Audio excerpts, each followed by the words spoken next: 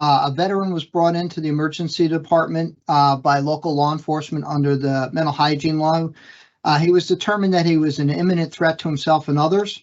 And while in the ED, his behavior escalated dramatically, both verbally and physically posturing.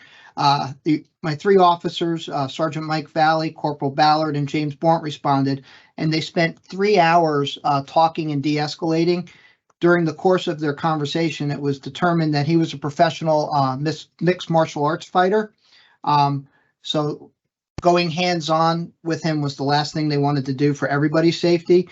Sergeant Valley was able to get a connection with him and was able to de-escalate the veteran, and he was admitted to the inpatient psychiatric ward without incident. But it took 3 hours in the ED to get him to the point where he'd voluntarily go up.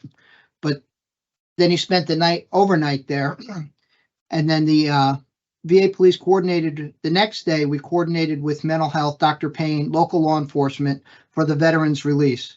The chair of the DBC committee performed a violence risk assessment and aided in safety planning for his release. VA police coordinated with the chief of mental health and local law enforcement, who needed to serve a temporary extreme risk protection order prior to his discharge. This would allow the veteran to have support during the process of being served these papers. The veteran was discharged and has continued mental health follow-up from the VA. On another note with this story, we've had approximately 257 veterans brought into the ED for mental health crisis over the last 4 years that we've been tracking. Rob Sklenarnik did a community care approximation on what that would cost if we were unable to take these people. The average mental health crisis call in a local hospital runs about $4,500.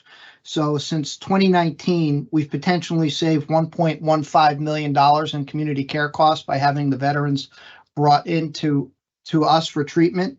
And this aligns to the HRO principle of deference to expertise, because who better to take care of the veteran than us?